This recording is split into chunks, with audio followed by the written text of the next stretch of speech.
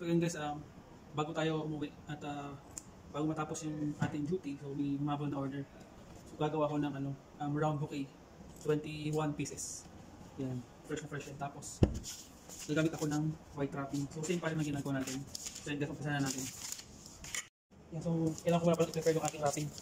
Kailangan naka-prepare siya para mas mabilis. Ganyan yung pag-wrapping natin. So nag-cut na rin ako, tapos i-set ko lang para ready na. Yan, so yun guys, nilatag ko na lahat ng ating gagamitin para gumawa ng round bouquet.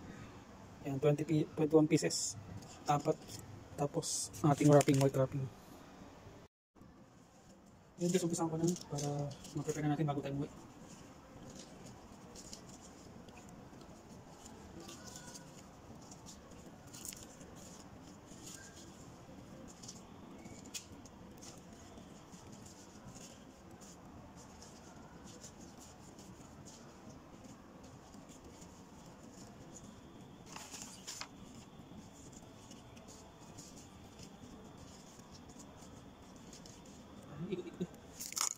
Ikot-ikot na natin ito.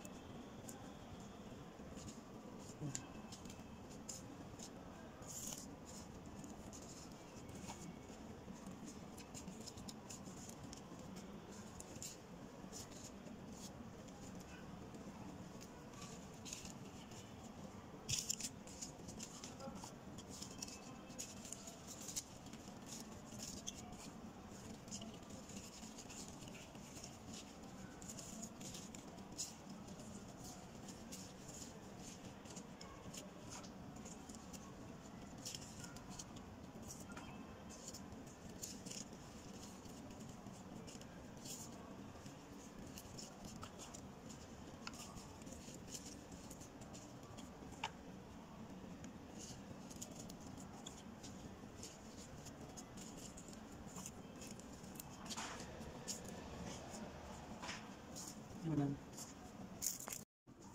Yan, so yun guys, so narapin na rin natin siya. So deliver ito bukas.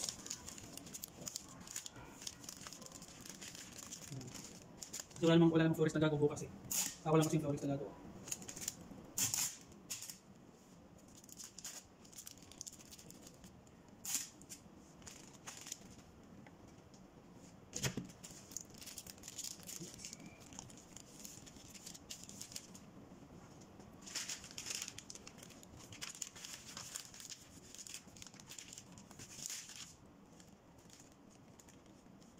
Kailangan talaga maging maganda yung shape niya, kaya check ko din sa magkabila kung maganda talaga.